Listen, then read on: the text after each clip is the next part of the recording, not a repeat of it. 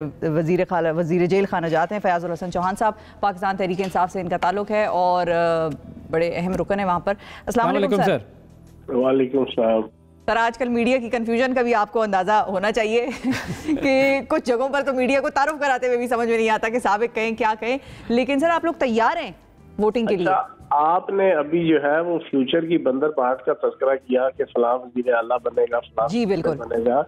आपने वजीर खजाना जो मुतवक्का है उसका नहीं बताया। वो कौन, आपको खबर है उसकी? वो मकसूद चपरासी बन रहे हैं ना। अच्छा, नहीं, वो तो सर गवर्नर स्टेट बैंक लगना था उनको। अब ऐसे भी ना करें, पासपोर्ट इशू कर दिए गए हैं, इसहाक डार साहब तशरीफ ला रहे हैं, वो तो वफाक में डिप्लोमेटिक पासपोर्ट। सूबे की बात कर, अच्छा सूबे की बात कर रहे हैं, सही है सही। लेकिन सर वैसे मकसूद चपरासी से ज्यादा आइडियल, एप्रोप्रिएट, ऑप्टिमल जो है कोई बंदा नहीं है। लेकिन जो हालात हैं वैसे अगर हम ओवरऑल बात करें कि मरकज जो है वो आपके हाथ से निकल चुका है, आपको क्या लगता है कि पंजाब भी हाथ से निकल जाएगा? जैसे अभी फैसला आया है लाहौर हाई कोर्ट का, जी, फैसले के हवाले से हमारी एप्रीहेंशंस बिल्कुल मौजूद हैं। आइन के आर्टिकल 69 के मुताबिक अदलिया को इख्तियार हासिल नहीं है कि वो पार्लियामेंट की प्रोसीडिंग के अंदर इंटरवीन करे, और पार्लियामेंट को ये इख्तियार हासिल नहीं है कि वो अदलिया की किसी केस की प्रोसीडिंग के अंदर जो है वो इंटरवीन करे। ये बड़ा क्लियर कट आइन का आर्टिकल 69 है। आज जो फैसला दिया है, मैं ये समझता हूँ कि बुनियादी तौर पे ये इस असूल के तो बरखिलाफ है, लेकिन अब अदालत ने फैसला दिया, उसका एक हिस्सा तो इन्होंने कहा जी 16 अप्रैल को इलेक्शन होगा। बिल्कुल 16 अप्रैल के हवाले से हमने कहा था कि ये आईनी जनाब नोटिफिकेशन था और गजेटेड नोटिफिकेशन था। इससे ये साबित हुआ कि अदलिया ने मान लिया कि 5 तारीख और 6 तारीख की रात को जो दोस्त मजारी साहब ने सादा पेश के ऊपर एक ऑर्डर किया था गैर आईनी और गैर कानूनी, जो हमजा शहबाज और नून लीग के साथ मिली भुगत करके उन्होंने किया था, और जिससे उनकी जानबदारी 100% साबित हो गई थी। इसका मतलब है कि ये चीज तो उन्होंने मान ली अदलिया ने। जब ये मान ली तो अगला जो ऑर्डर किया है कि दोस्त मजारी साहब ही इलेक्शन कंडक्ट करेंगे, हम किस तरीके से मान लें कि वो गैर जानबदार होंगे? कहा गया है कि वो गैर जानबदारी दिखाएंगे, अदलिया की तरफ से कहा गया। हम किस तरह मान लें कि दोस्त मजारी जो है वो गैर जानबदारी दिखाएंगे? वो जानबदार है, उसके मामला तय हो चुके हैं, वो बिक चुके हैं, वो नून लीग के साथ अगर वो जानबदारी या गैर जानबदारी उनकी जो भी हो, अब वो बैठेंगे जब इंतखाब करवाने के लिए तो वो तो सामने काउंटिंग हो जाएगी ना, तो उसमें वो क्या गड़बड़ कर सकते हैं? चीजें है ना, कुछ टेक्निकलिटीज हैं।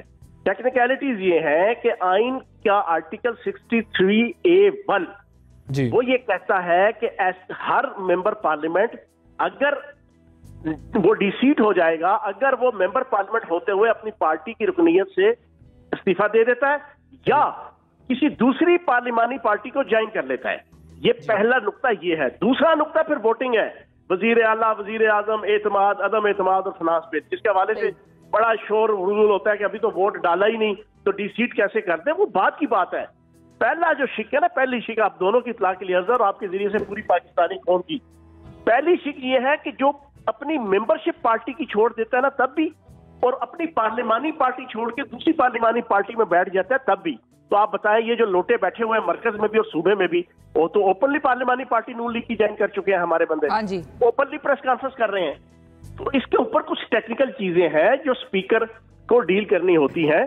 तो जानबदार होगा तो वो डील नहीं करेगा, गैर जानबदार होगा तो फिर आइन और कानून के मुताबिक चीजों को टैकल करेगा। तो अब जो आपके स्पीकर हैं परवेज इलाही साहब, वो क्यों इजलास नहीं बुला सकते? वो बुलाकर उसको नहीं, कैंडिडेट हो गए तो इसलिए नहीं कर सकते, लेकिन उनकी जगह के मुताबिक मैं ये समझता हूँ रूल के मुताबिक जो पैनल ऑफ चेयरमैन है उसको कंडक्ट करना चाहिए था। लेकिन अब अदलिया ने फैसला दिया है, इसको आप देखते हैं, या तो इंट्रा पार्टी इंट्रा कोर्ट जो है ना कोई अपील करेंगे, नहीं तो फिर मजबूरन तोहन कराहन एक्सेप्ट करेंगे कि अदालत का फैसला है। सही है। अच्छा फयाज साहब, ये भी बताएं कि हमजा शहबाज और अलीम खान साहब की आपस में कोई जो है वो कशीदगी चल रही है, कोई उनके मामलात जरा ऊपर नीचे हो गए, कोई आपकी खबरें भी हैं ऐसी? अच्छा, हमें भी ये इतला मिली है और बड़ी ऑथेंटिक इतला है कि वो जो बदनामे जमाना होटल जिसमें इन्होंने 150 बंदों को ठहराया हुआ है खोतों और खचरों की तरह, और वहां पर कोई इनकी आपस में मुंहमारी हुई है, क्योंकि स्पीकर का जो लारा लगाया हुआ है उन्होंने पीपल्स पार्टी के हसन मुफ्ता को भी लगाया हुआ है, इधर से अलीम खान साहब को भी लगाया हुआ है। अलीम खान साहब की हालत यह है कि एक वो खुद है, एक उनके तर्जमान खालिद महमूद है, तीसरा बंदा इनके पास कोई नहीं है। तीसरा एक खातून थी, वो चली गई, पीपल्स पार्टी को प्यारी हो गई है।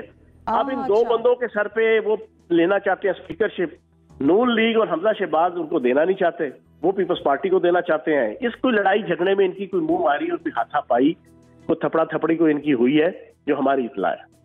अच्छा ठीक है। अच्छा, अब अगर हम नंबर गेम की जरा बात कर लें, 202 का तो दावा है, तो आपके पास क्या उसका तोड़ है? 202 की बात नहीं है। जो हमारे बल्ले के टिकट से मुंतखब हुआ है उसने बल्ले को ही वोट देना है। जो शेर के वोट से मुंतखब हुआ है उसने शेर को ही वोट देना है। ये आइन और कानून है, वो नहीं दे सकता।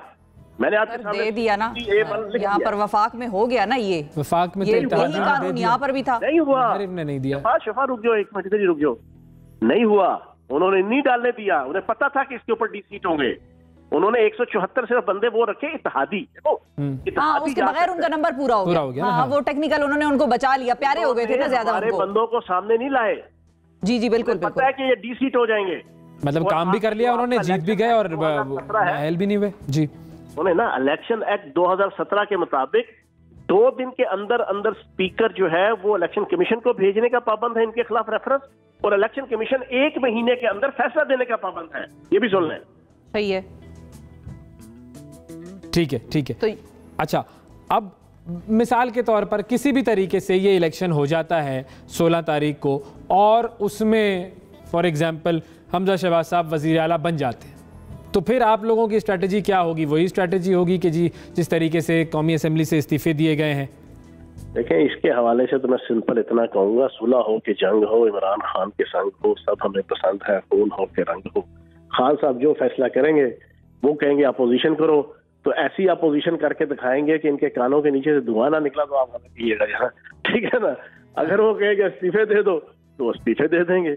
जो कहेंगे पार्टी डिसिप्लिन के तहत जो पार्टी फैसला करेगी हम तो उसके पाबंद है। लेकिन वैसे ये जो कौमी असेंबली से इस्तीफे देने वाला मामला है, ये आप लोगों के अगेंस्ट नहीं चला जाएगा? क्योंकि जाहिर है अब तो उनको फ्री हैंड मिल गया है, जो हुक्मरान हैं वो फ्री हैंड अपने तौर पर जो चाहे कर लेंगे। नहीं, इसमें दोनों तरफ के जो ना आर्गूमेंट्स हैं।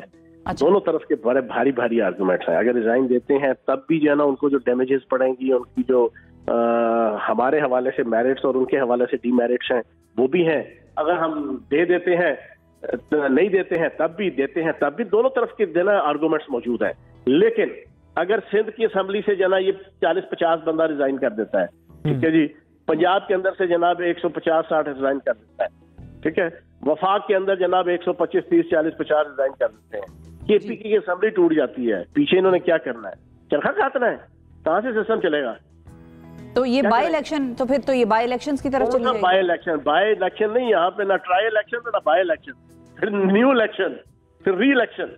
ये डिमांड है आप लोगों की, लेकिन न्यू इलेक्शन के लिए जो इलेक्शन कमीशन है वो तो कहता है कि वो 7 महीने से पहले करवा ही नहीं सकता। तो 7 महीने तक तो मेरे ख्याल में कहीं कोई कहानी इस तरह की इलेक्शन की नहीं सामने आती। इलेक्शन के मुताबिक होगा ना भाईजान, ये थोड़ा है इतना ह्यूज किस्म का, ये सारा सिस्टम बैठेगा, ये नहीं चलता सिस्टम। इम्पोर्टेड हुकूमत, वाइसराय पाकिस्तान, क्राइम मिनिस्टर जनाब शहबाज शरीफ साहब, जिन्होंने आते सारी 9 रुपए चीनी महंगी की। अच्छा, अब ये भी बड़ी दिलचस्प बात। अच्छा, ये चीनी तो आप लोगों ने महंगी की है वो कह रहे हैं, और आप लोग कह रहे हैं इन्होंने महंगी की। बड़ी दिलचस्प बात सुने जी जी। इन्होंने अपनी तकरीर में असल में ऐलान करना था कि 10% चीनी की कीमत बढ़ा रहे हैं। इनके मुंह से निकल गया 10% तनख्वाहें बढ़ा रहे हैं। और बाद में मुफ्ता इस्माइल ने कल कहा नहीं जनाब, 10% तो पिछले मार्च के महीने में इमरान खान साहब की हुकूमत तनख्वाहें बढ़ा गई थी, हमने तो चीनी की कीमत बढ़ानी थी। और एक और सुन लो आप, मैंने आज प्रेस कॉन्फ्रेंस में भी कहा है, 1 रुपया चीनी की कीमत बढ़ती है ना, तो जो शुगर मिल ऑनर है ना उसकी 1 महीने की कमाई 1 अरब से ज्यादा बढ़ जाती है। बिल्कुल 1 अरब से ज्यादा। इन्होंने 9 अरब और 9 रुपए जनाब महंगी की है। तरीन ग्रुप, जरदारी ग्रुप और आदेश शरीफ, सारी शुगर मिलें इनकी है। इन्होंने आते ही जो लूट मार की है ना, अरबों रुपए की। ठीक है।